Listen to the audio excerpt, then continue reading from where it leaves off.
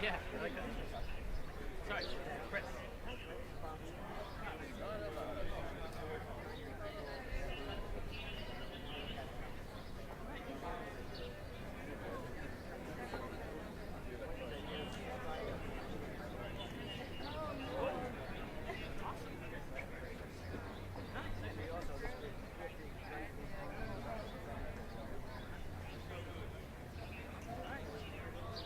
What was Harry?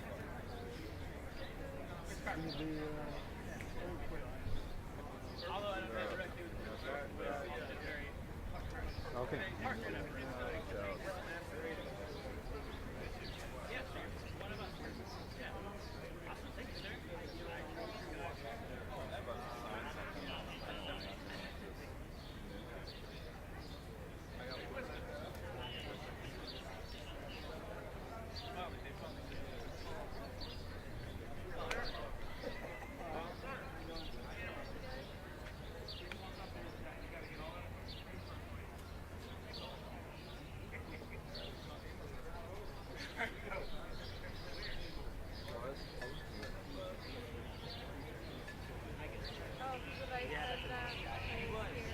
Yeah, I was just talking to someone about the live view up at the Capitol steps. Is it any better?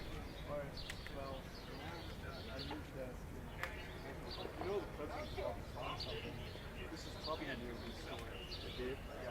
All right, let me turn it off again and start it. Doing it now.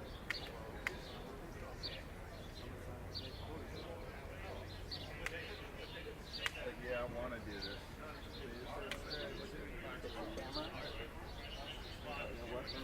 I'm going battery.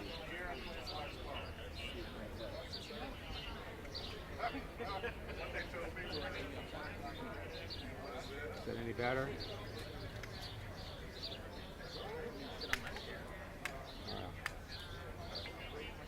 All right, let me turn it off also.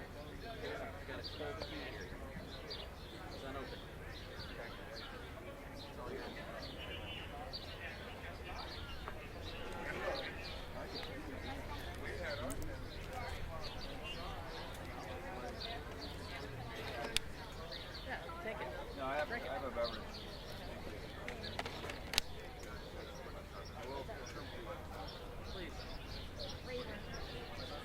Well, yeah, I haven't started. Any change? I'm already here.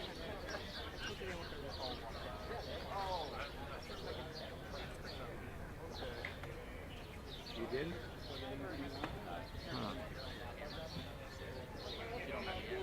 Yeah, yeah. All right, let me turn it off again.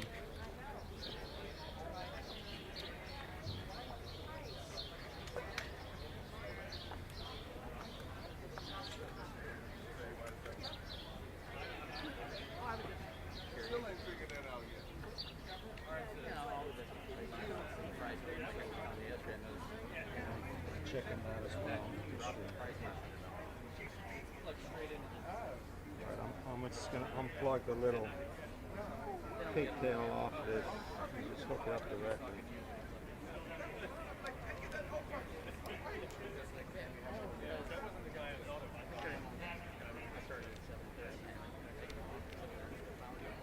Any change?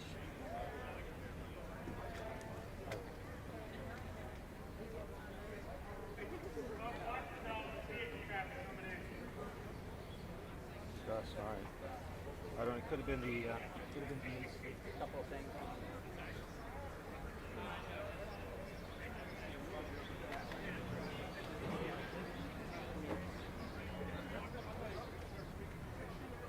Instead of just been the AC on my camera. Alright. Excellent. Thanks. I'm loading it. Airline. Yes, migrant children separated from their parents on its flight. Put the American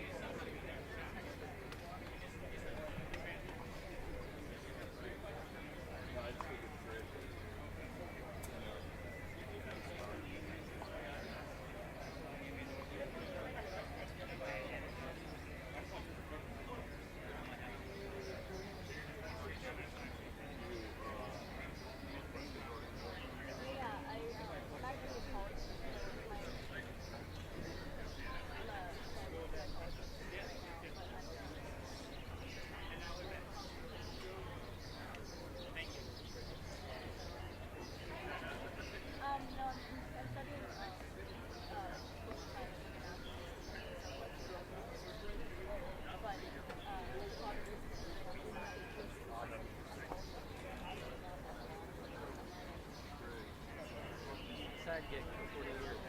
Yep.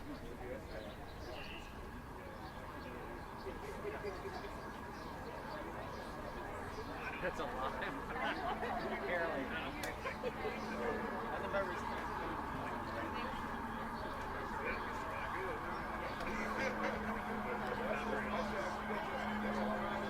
somebody with a story to read about her. She worked for Congressman Leo Ryan. When he got slaughtered. She was shot 4 or 5 times. Down.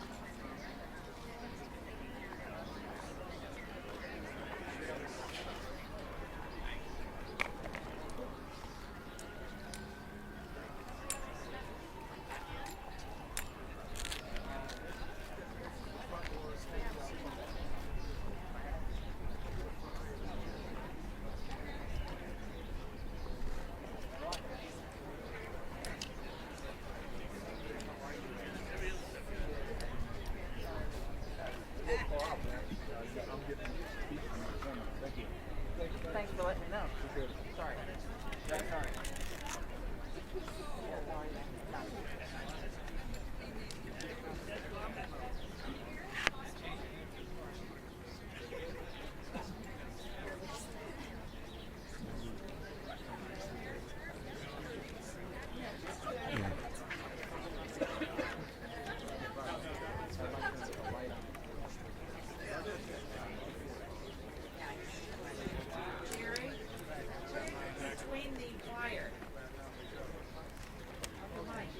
Ah, very good.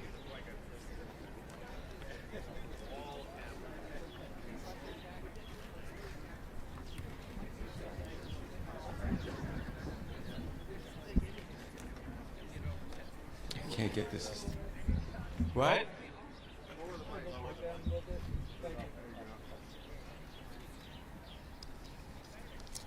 Okay. Good afternoon. I'm Congressman Jerry Nadler of New York. the ranking Democrat on the Judiciary Committee. On Sunday, Father's Day, I led an unannounced inspection of an ICE detention center to witness firsthand the Trump administration's heartless, cruel, and dangerous family separation policy.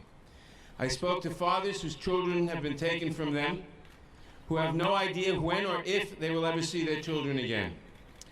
I saw their anguished faces as they told me and my colleagues of the horrors they have faced since arriving in the United States. We have all seen the heartbreaking pictures on the news and listened to the desperate cries of children sobbing and screaming for their parents in the United States.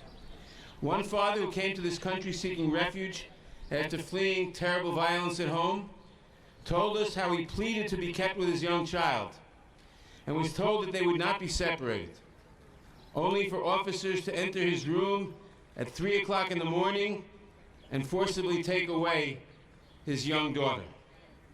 This father still has not been told where his daughter was sent and does not know when or even if he will see his little girl again. No American, Democrat or Republican, should be able to stand idly by while this kind of torture is committed in our name. The President and his administration claim that they are powerless and that the law forces them to rip children from the arms of their parents. But make no mistake, this is a lie. The President could stop this policy today. Instead, he could order that the families not be separated and not be held in detention pending the adjudication of their asylum claims. Instead, he uses what amounts to government-sponsored child abuse as political leverage, a bargaining chip, in his effort to force through an extremist immigration agenda. Since Donald Trump will not end this cruel and brutal policy, it is up to Congress to address this crisis, although again, we say that the President could do it immediately. That is why we're here today to announce introduction of the Keep Families Together Act. This legislation includes a variety of measures to prevent children from being separated from their parents except in extraordinary circumstances. And when children must be separated, if there's an adjudication of child abuse, for example, the bill ensures that it is done under the review of an independent child welfare official, and that children are returned to their parents as quickly and safely as possible. I am proud to be joined by my Democratic colleagues in introducing this legislation, including, among others, Leader Pelosi, Democratic Whip Hoyer, Ranking Member Lofgren of the Immigration Subcommittee, Ranking Member Benny Thompson of the Homeland Security Committee, Ranking Member Elliot Engel from Foreign Affairs, Maxine Waters from Financial Services, who is in a hearing right now with an official from ICE, Ranking Member Cummings from Oversight, and over 190 members of the Democratic Caucus. I hope my Republican colleagues, who are also upset by the administration's zero-tolerance policy, will join us in supporting the Keep Families Together Act. We have a legal and moral obligation to protect the most vulnerable among us, which surely includes children. If President Trump's family separation policy is allowed to continue, this country will fail to meet a critical test of its values. The world is watching. I'll now call on the distinguished House Democratic leader, Nancy Pelosi. Let us thank Jerry Nadler for his great leadership and his beautiful statement. Thank you, Jerry. Thank you very much, Jerry Nadler, for calling us together today to support your legislation to keep families together. Over the weekend, a number of members who are gathered on these steps visited detention centers both in New Jersey and Texas and California and saw firsthand the injustice and inhumanity of it all. And here we are bringing our concerns to the steps of the Capitol once again. Once again to say to the President of the United States, how low can you go? What is the measure of your character, your compassion, and your commitment to a better America, that you would advocate a policy that rips children from the arms of their parents, their mothers, and or their fathers? And to use a biblical justification to do it goes even beyond just when we think we've seen it all from you. But the fact is, the Bible, in the words of Jesus himself, he said, when people brought children, little children to Jesus to place his hands on them and pray for them, Jesus said, "Let the little children come to me, and do not hinder them, for the kingdom of heaven belongs to such as these." And then he placed his hands on them. I go to this prayerful place because this challenge that we face, this challenge of conscience to our country, to all of us who serve our country, to those of us who take an oath of office to protect and defend the Constitution of the United States, have not only a policy debate to be engaged in, but a values debate to win. And so in order to do that, it's really important for people to know the truth. When the president said these actions are not of his doing, he is not telling the truth. The truth is that his administration instituted the zero tolerance policy, which again is a disgrace to our nation. It is a stain on our history, and it hurts these little children and their families. And when the administration says, and they boldly say, this is the right thing to do because these parents did the wrong thing by bringing their children across the desert, across Mexico, into the United States. They are unfit parents, the administration says, and we know better.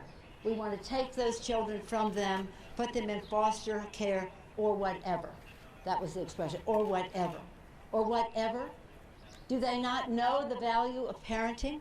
Does the president think of children as accessories and not central to the purpose of family sanctity in our country? It's really difficult to understand, even in this administration, how they could go this far, place the blame elsewhere, not be even apologetic about it. We know better how to take care of those children. Really? That's wrong. That's not right. It's wrong. And anybody who advocates for that is doing the wrong thing, including the President of the United States. Pope Francis this morning said, "We encounter Jesus in those who are poor, rejected, and refugees. Do not let fear get in the way of our welcoming our neighbor in need." But this isn't really necessarily just about that. This is about parents and their children. Parents and their children. And if the president doesn't understand that, then we understand the scope of the challenge that we have to face as we debate the values in our country, as we go forward. I'm very proud of Mr. Nadler's legislation. I'm very proud of the number of members who have attended to this issue over the weekend, every day, and now on the steps of the Capitol. And on their behalf, I'm pleased to welcome a special guest, Wendy Young, who is the Executive Director of Kids in Need of Defense. Kind. Thank you, Wendy. Thank you. Kind stands in strong support of this legislation, and we would like to thank Representative Nadler, Speaker Pelosi, and the other courageous co-sponsors of this legislation, Keep Families Together Act. We congratulate you for standing up for some of the most vulnerable children in the world, children who are on the move in search of safety and protection. This critical legislation would put the United States back on track of what is right and what is good by allowing family members to remain together while the immigration courts decide whether they need protection from persecution and violence or can safely return home. What we have witnessed from the Trump administration over the past several weeks is a cynical manipulation of laws and policies that have been constructed to protect unaccompanied children, children who truly arrive alone. Most importantly, the Flores Settlement Agreement and the Trafficking Victims Protection Reauthorization Act, or TVPRA.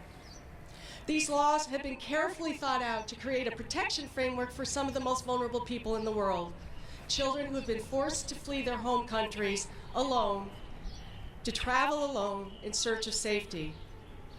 We have never, before this time, seen our government intentionally and cruelly separate accompanied children from their parents and redesignate them as unaccompanied as a matter of policy. We have never seen our government systematically prosecute parents who have done nothing wrong or illegal, but are simply asking the United States to do what we have a long tradition of doing, offering safe haven to those who cannot find safety in their home countries. None of this, let me repeat, none of this is required under U.S. law, regardless of what this administration is asserting. The Keep Families Together Act offers a humane, rational approach to the treatment of families seeking asylum by ensuring that family separations are only done under the most exceptional and rare of circumstances. It ensures that families have full and fair access to our judicial system to determine if they need protection. Most of all, it will put an end to the anguish and the trauma to which children have been subjected simply because this administration believes that its political objectives are more important than the lives and well-being of innocent young children. KIND is proud to join the members of the House here today in support of this legislation. Thank you.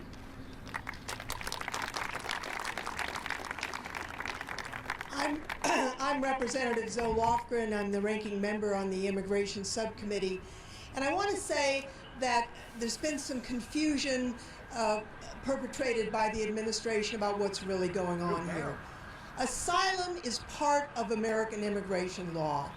And so when people go to the ports of entry to file for political asylum, they've been turned away. So those families then, after a period of days, are going to turn themselves in to Border Patrol agents to make a claim that they are permitted to make under American law. Now, what happens then? The administration has separated, taken babies and toddlers away from those parents. It's the first time that's ever happened in the history, modern history of our country. It's an outrage. We now know that there are babies who have been left behind, parents who've been deported with their children left behind someplace in America. What kind of country does that? We cannot allow that to be done in our name. This bill would stop that, but the truth is the president can do this on his own. And the answer isn't to violate the law, to put whole families in indefinite prison. The answer is to make sure that there is the orderly administration of the law. We had a family case management program where 100% of the asylum applicants appeared in court, and if they lost, they had to go home, and if they won, the law was followed and they were able to stay. That's what we need to do, and we're here to say, Mr. President, stop being so beastly, stop being so un-American, being so torturous towards these little children. It makes me ashamed of you. And now I would like to ask Representative Gutierrez to come forward. Thank you, Saul. First, I want to say to Congressman Nadler, thank you. Thank you for your leadership, and thank you for bringing us together today behind this wonderful legislation. And thank you to all my Democratic colleagues for standing up for the children. First of all, Mr. President, you can end this with a phone call. You don't even have to pick up a pen. You don't have to write anything. You don't have to send an email to anybody. Pick up the phone and end this torture at our border. End this tragedy at our border. Call your head of Homeland Security and tell her to do her job and to have a conscience about the children and fulfill her responsibility to the American people. Call your head over at the Department of Justice and tell them to follow the law. What do we mean by that?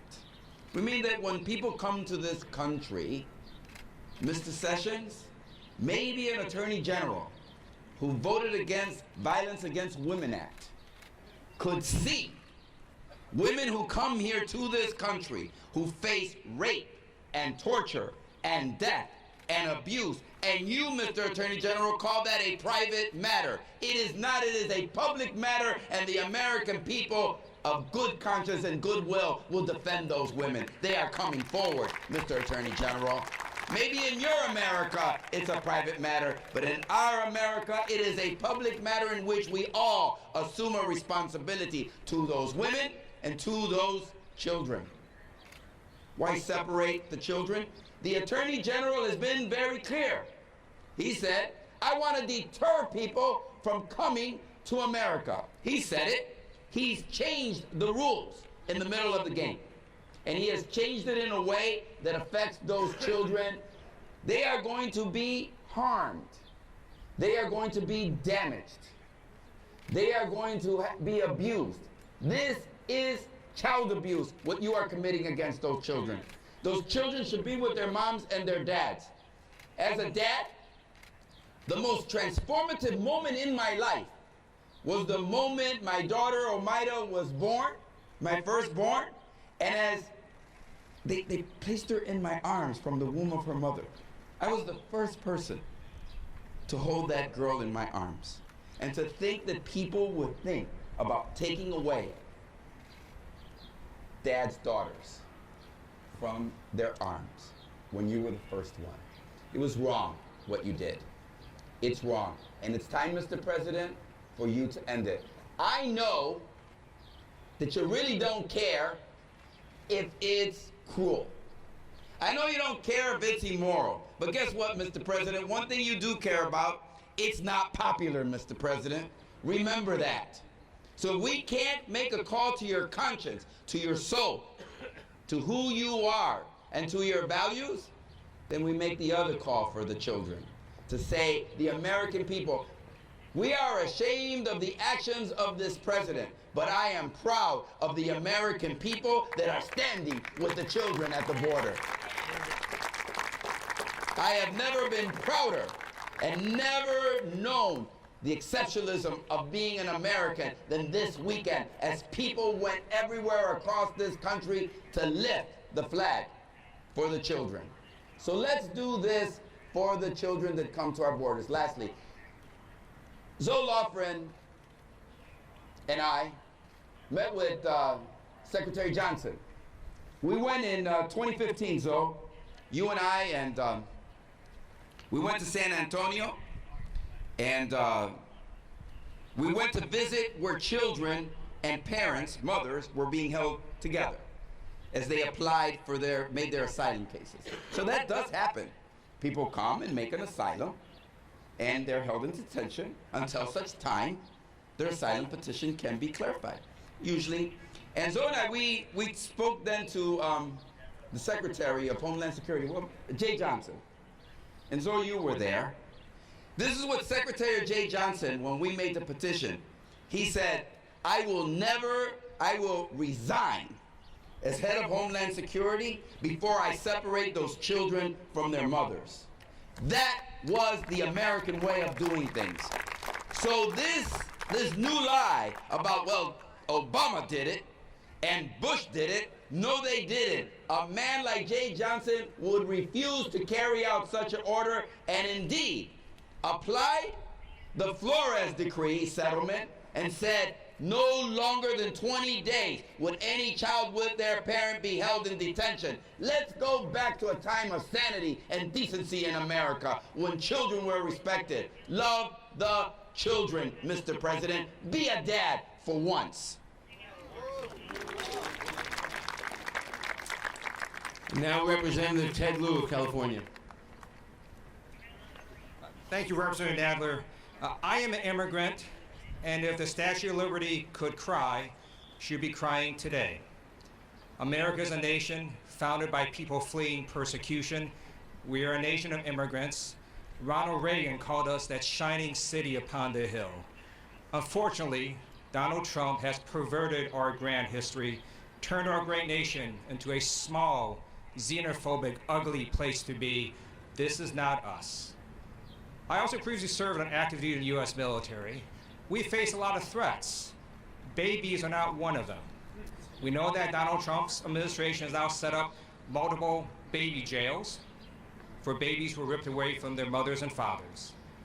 19 days ago, I led a letter with other members to Secretary Nielsen asking her very basic questions. How do you make sure children aren't placed with child molesters? How do you make sure we reunite babies and children back with their parents? She still has not been able to answer those very basic questions. And at the end of the day, America is a religious country. Whether you believe in the God of your choice or no God at all, you can come to the same conclusion that ripping babies away from their parents is evil. I am Christian. Everything this administration is doing with this policy violates the Gospels and the teachings of Christ. Today is World Refugee Day. It would be a good day for Donald Trump to reverse his evil policy. Thank you, Representative Pramila Jayapal. Thank you so much to our ranking member, Jerry Nadler, for your fierce leadership and determination to speak out on this issue. Thank you, Leader Pelosi, and thank you to the incredible colleagues who have been going across the country and visiting detention centers. 10 days ago, I visited the prison, the federal prison just south of Seattle, where over 200 immigrants from the Texas border had been transferred to a federal prison. I met with 174 women. There were 206 people total, 32 men I'll be meeting with this Saturday. I met with the 174 women, and let me tell you, they cried every time they talked about their children. Their children were as young as 1 year old. The majority of them had been in detention for weeks in multiple facilities. Not a one of them had spoken to their children since being in detention. About 40% had been held for over a month. And these women talked about being deceived, never having a chance to say goodbye. I am a mother. I'm a proud immigrant too. And I can tell you that the stories that this president is trying to tell the American people about who is coming across the border are false. We are all seeking a better life for our families and for our children. And the women that I spoke to talked about why they left. And why, by the way, detention as deterrence is not only illegal, but it is ineffective. You know why? Because the situations that they are leaving are so tragic. One woman, her eldest child, was shot and killed by gangs. Her second child, shot and paralyzed by gangs. She made the difficult decision to leave that second child and to bring the third child to the United States of America to try to seek safety for the one child who hadn't been shot yet. Another woman who left her blind child at home and brought another child here. She knew the blind child would not be able to make the journey, but she made the tragic choice that a mother would make to try to save one. These are the people that we are talking about. And so when the president tries to equate these people with people who are trying to destroy the country, I can tell you that he is not telling the truth. This president, let us be very clear, has been using immigrants to try to gin up political sentiment, but I think that the American people understand, as their hearts are breaking, Republicans and Democrats across the country whose hearts are breaking, our hearts are also opening, and people are standing up across the country and saying, this is not about politics, this is about right and wrong. And Mr. President, we don't need legislation, we don't need an executive order. What we need is for you to pick up the phone, call Jeff Sessions, call Kristen Nielsen, tell them to stop this abuse. That is what needs to happen. And so I am proud to sponsor this legislation because we Democrats refuse to hold children hostage. We refuse to cave to what the president is doing and what he has said he is doing, which is that he is willing to use children, babies, breastfeeding at their mother's breasts, children as young as 1. He wants to use those children to get anti-immigrant provisions. We won't have it. This is a targeted bill. It is a specific bill. If you want Congress to pass a bill, this is the bill that Republicans and Democrats should sign and make sure that we reunite our families. That is what I told the women that we would do. And I promised them that I would tell everybody that I spoke to that America is with them, not with the president, with them. And so we are proud to stand up for these families and for these children. And with that, it's my honor to introduce Representative Jimmy Panetta. Good job. Thank you, Pramila. Obviously, thank you, Leader Nadler. Leader Pelosi's, Ranking Member Nadler, Leader Pelosi, all of the Democrats who co-sponsored this bill, all of the Democrats that are behind me, and all of you, as well as Senator Dianne Feinstein for her leadership on the companion bill in the Senate. Once again, my name is Jimmy Panetta. I represent the Central Coast of California, 20th Congressional District. And before I was a representative, I was a prosecutor for 20 years. And I was a gang prosecutor for 5 of those years. And I can tell you right now, and I can tell the President, that these babies and children, and these mothers and fathers who are sitting at these detention facilities, they are not gang members, okay? I can also tell you that as a prosecutor, we understood early on that you don't just do what's right by the law, but you must do what's right by the people affected by the law. And so whenever you are in a position to enforce the law, that means that you must use your discretion, you must use your compassion, and you must use your common sense. That's why the administration's zero-tolerance policy at the border, which forcibly separates children from their mothers and fathers, is compassionless. It really reeks of vindictiveness, and it is absolutely senseless. That is why the President should and can fix it. That is why we are here today standing against it. It is why past presidents didn't enforce it. It is why our First Ladies are in opposition to it. It is why Christians, Catholics, and evangelicals are speaking out against it. And it is why Democrats and Republicans want to fix it. It is why we are presenting today this legislation that does that. The Keep Families Together Act promotes family unity, not family separation. It is a straightforward fix for families who are fleeing an absolute nightmare situation so that they can live the American dream. That's why we are here. We are here to let the President know that his policy, although it has stained the presidency, this common sense piece of legislation that keeps our families together will prevent his policy from staining our nation and staining the values that this country and our democracy stand for. Thank you. Thank you. Representative Yvette Clark. Let me start by thanking Ranking Member Gerald Nadler and, of course, Leader Pelosi and all of my colleagues who stand united against this atrocity. My name is Yvette D. Clark. I represent the 9th Congressional District of New York, that is Brooklyn, New York, and I also serve as a member at large for the Congressional Black Caucus. I am here to express outrage, utter dismay over what Donald Trump has termed the zero-tolerance policy at the southern border. It's interesting to see that all of a sudden he's received a level of consciousness, and now he wants to issue an executive order. But what will we say to the children who have been hurt so badly by his actions and who will forever be scarred by having been separated from their parents and who may never ever see their parents again? We just don't know.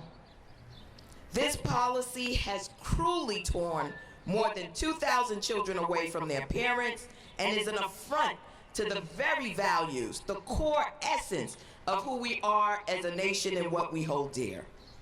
In contrast to what the administration claims, it is not a holdover of the Obama era, it is not required by law, and it is not justified in the Bible. In fact, as a Christian, I know that the very same verses that Jeff Sessions quotes to defend this policy were also used to justify the horrendous chapter of chattel slavery in our nation.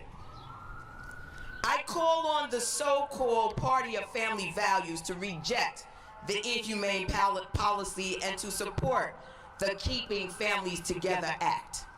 And I close by reminding us that the same Bible that has been quoted reminds us to embrace and support the stranger and to always always fight wickedness in high places. What? You and I should close things now. Yeah, well, she was asking a question. No. Okay, well, I'll introduce to close the leader, Nancy Pelosi. And then Once again, I want to thank Ranking Member Nadler for his leadership, for bringing his wisdom, his knowledge, and his commitment to America's children and America's families. So many of our colleagues who are here are parents. In some cases, I have 5 children, are grandparents as well. And the very idea that they would give official imprimatur to snatching babies from their parents is so inhumane, so Christian in their view of things. And that's why His Holiness the Pope, the National Catholic Conference of Bishops, the Evangelical Immigration Table, all of these organizations have come out against the president's policy. It is wrong. Anybody who advocates to do it is doing the wrong thing, and we will not stand for it. So this is one manifestation of speaking out. These mothers took a risk, took their children across a desert because at home they would have been killed or raped or subjected to gang or domestic violence. The American Evangelical Association has said that America's refugee program is the crown jewel of American humanitarianism. What the president is doing is just the reverse. It is the worst that our country could possibly offer. Mr. President, do the right thing. This is so wrong, and there's something wrong with someone who would advocate for it. I thank my colleagues again. I thank Mr. Nadler. I thank you all for joining us today. Thank you. Thank you. I want to remind people that when the Attorney General cites that biblical passage that you should always obey the government, beside that passage being used to support slavery, support Nazism and other things, the fact is this country was founded by revolutionaries. We fought a revolution against the king who asserted the divine right of kings based on that passage. This country is based on the idea of the consent of the governed, not the consent of the king. The governed in this country do not consent to a policy of tearing children away from their parents. We do not consent to a policy of inhumanity. We do not consent to a policy of punishing refugees from violence and persecution by separating them from their children. The president can stop it with a phone call. He should, and this legislation will stop it if he doesn't want to make that phone call. Thank you very much.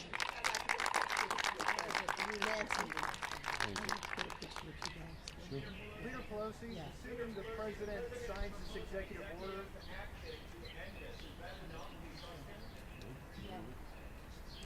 Leader Pelosi, if the president signs this executive order, We don't know what it is. will the Democrats, assuming this policy changes, will the Democrats support this vote? If it's a good policy, yes. If it's not a good policy, no. But we don't know what the policy is. Support the policy. He's saying about the bill tomorrow. No. Not at all, no matter No. what. We don't even know what that says either. But it's cloaked in some very bad provisions that hurt families as well. So no. But we're not taking questions. Okay? No. We haven't seen it. What executive order? We haven't seen it. She doesn't want